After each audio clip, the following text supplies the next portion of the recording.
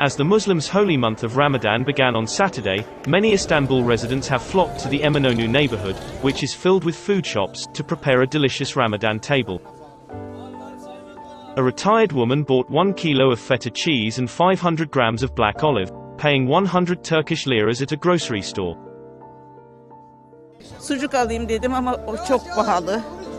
Onun yanına sokulunmayacak. Ona pek dokunmadık, almadık.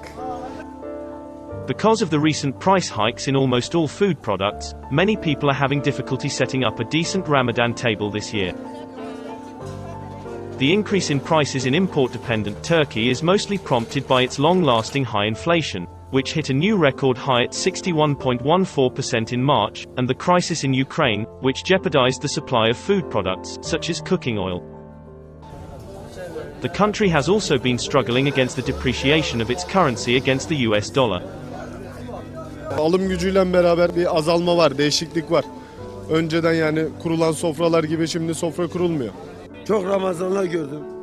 Güzel Ramazanlar geçti ama bu Ramazan biraz durgun. Eskisi gibi mesela yani şey yok yani yoğunluk yok. Eskiden örnek olarak şimdi belki tezgahda mal kalmazdı. Kaç defa tezgah doldurdum. Ama eskisi gibi değil. Çok zorlanıyoruz son dönemde özellikle. Çünkü ben 57 yaşındayım. Bu kadar pahalılığın, bu kadar hızlı fiyat artışını bir anda görmedim.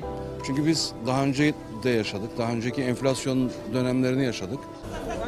To help citizens cope with the rising costs, the Turkish government has increased the monthly minimum wage and the pensions of retirees.